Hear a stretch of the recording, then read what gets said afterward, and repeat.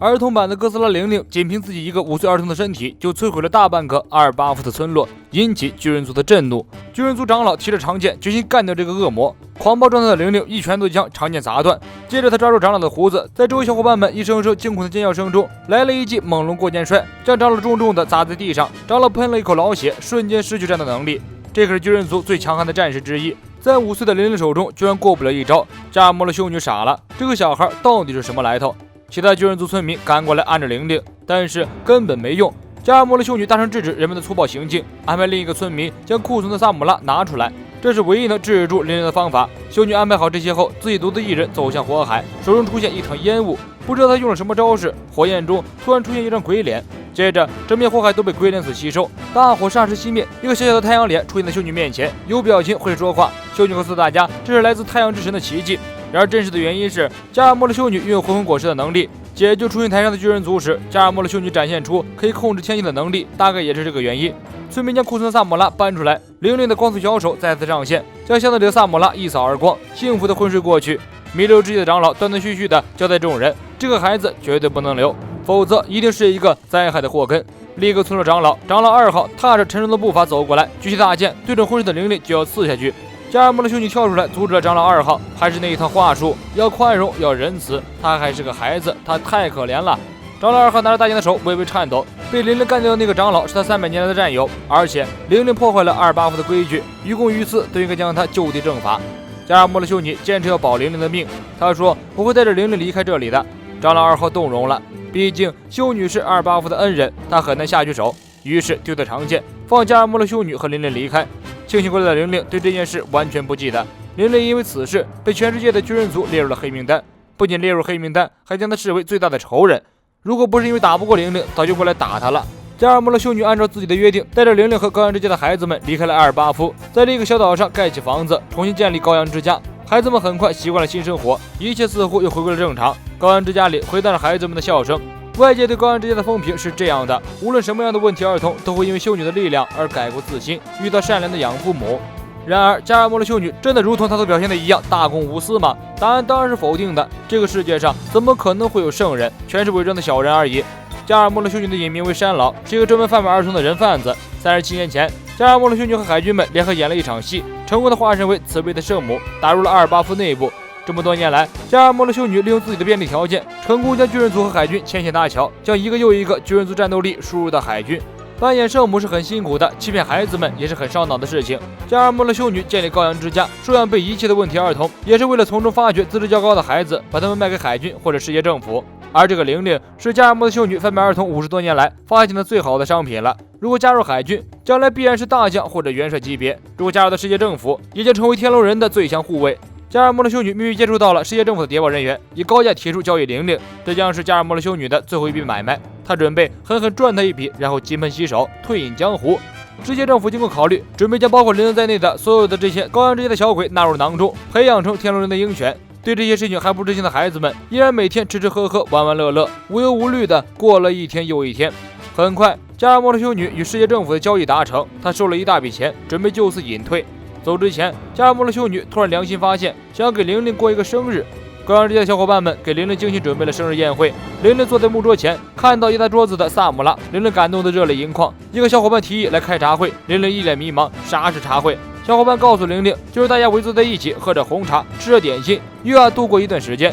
大概从这个时候起，玲玲喜欢上了茶会，她以这样的方式怀念伙伴和加尔默的修女。玲玲很开心，加尔默的修女和小伙伴们一起围坐在玲玲的身边，一个小伙伴帮大家沏满红茶，大家开动了。玲玲早已按耐不住，再次以光速小手将萨姆拉往嘴里塞。小伙伴们看着满脸幸福的玲玲都笑了起来。玲玲越吃越开心，越吃越上头，幸福的眼泪止不住的流，直到模糊了双眼。这是玲玲最开心的一天，她一边吃一边高兴地说，大家要永远在一起，一直在一起。周围小伙伴们的声音逐渐远去消失。当玲玲将最后一块萨姆拉吃到嘴里后，她舔了舔嘴巴，睁开双眼。然而眼前的一幕让玲玲呆住了，因为吃的太过忘我，就连木头的桌子和椅子都被啃干净了。原本坐在桌子四周的小伙伴、修女全都神秘消失了，没有了踪影。玲玲慌了，她找遍了屋里屋外，找遍各个角落，但就是找不到小伙伴和修女。刚刚的一切仿佛是梦境一般，好像这个地方从头到尾就只有玲玲一个人。玲玲一边哭一边大喊，她仿佛看到森林里小伙伴在和她打招呼，但是仔细一看，小伙伴们又消失不见。林林找到天黑也没有找到一个小伙伴的身影。一天之间，所有人都丢下他离开，一切就像是幻境。林林哭着走回高安之家，自己刚刚找到的家就这样消失不见。林林仰天痛哭。加尔默的修女和高安之家的孩子们神秘消失的事情成了一件不解之谜。不过当时有2个人亲眼看见了整个事情的经过，一个是因为关心高安之家而跑过来查看的阿尔巴夫的战士，他躲在角落里看到全部的过程，吓得浑身发抖，脸色铁青，转身落荒而逃，再也没有来过这个小岛。不久之后，这件事传遍了整个阿尔巴夫，夏洛特玲玲这个名字被巨人族彻底拉黑，并且极度的厌恶唾弃，人们连这个名字都不愿意提起。另一个目击者是本来就住在这个岛上的落魄海贼厨师长面包，他就是后来大马海团的料理总长。长面包看完事情的经过后笑喷在地，他觉得这件事很有趣，于是主动和玲玲搭话，有意利用玲玲搞点事情。这样天赋异禀的怪物不好好利用的话，实在是太可惜了。长面包的果实能力是能够将世界万物变成食材的吃果实。他将一块木头切开，木头立刻变成肉片，长面包饱餐一顿，然后走出去和玲玲搭话。玲玲上前询问长面包有没有见到修女，长面包畏惧的后退一步。他后面玲玲说修女他们会回来的，在那之前自己将会陪在玲玲身边，反正自己的果实能力正好可以养活玲玲，就这样相依为命也不错。哭了1天1夜的玲玲肚子饿了，长面包有能力将石头、树皮、草地变成蛋糕和水果。玲玲吃着美味的食物，暂时忘记了失去伙伴的事情。2人就这样相识。加尔默的修女有个梦想，玲玲深刻地记在心里。在高阳之家的时候，修女经常会告诉大家，真正的幸福就是平等，没有种族差别，所有人都活在平等的世界中。然而在这个世界上要找到一个这样的国家，希望十分渺茫。这样的理想之国要靠他们自己去创造。在玲玲的认知里，加尔默的修女是世界上最伟大的人，她的理想大概就是将高阳之家建立成一个种族平等的国家。如果真的有那样一个国家，那么就不会再有人因为自己身形巨大、力量超群而把自己当成怪物了，因为大家都和自己一样。而现在加尔默的修女失踪了，琳琳想起修女说过的这些梦想，就伤心的痛哭。5岁的孩子心智还尚未成熟，就将这件事牢牢的记在心里，这也是他之后建立万国托特兰的初衷所在。长面包被琳琳哭得很烦，爱哭的小女孩确实很难照顾。不过琳琳的能力让长面包突然眼前一亮，莫名其妙的，琳琳继承了加尔默的修女的混混果实能力。她学着修女的样子，从树上心里变出许多小小的团子，这些团子被撒在花花草草上面，花花草草立刻活了过来，能说话，会唱歌，还能跳舞。整片森林都因为琳琳的能力而拟人化，活了过来。长面包很高兴，这个小女孩不仅力大无穷，而且居然还有这种能力，想必日后必有大用。因此，长面包决定带着玲玲一起出海，组建海贼团。他后面玲玲说帮助他完成修女的梦想，玲玲当然很愿意，稀里糊涂答应长面包跟他出海做海贼。海军方面很快发现有点不对劲儿，本来这一天应该是加尔默的修女和他们交易孩子的日子，但是这个狡猾的修女却不见了，孩子们也一个都没有见到。海军怀疑修女自己卷钱跑了，这件事事关重大，有世界政府参与其中，海军不敢怠慢，立刻派部队来到岛上搜查修女。海军们走进了玲玲的魔法森林，惊恐地发现花草树木居然全都有表情，会说话，会唱歌。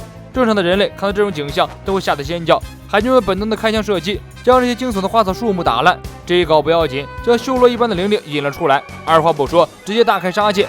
长面包一边看一边暗爽，有这等战斗力帮助自己，还担心没有出头之日吗？就这样，长面包加玲玲这个2人海贼团在世界各地烧杀抢掠，长面包抢金银珠宝，玲玲抢劫甜食，只要有人敢反抗，玲玲直接送他们去西天。玲玲一个人能让一座城沦陷，简直就是恶魔降世。很快，两人威名大振，惊动了世界政府。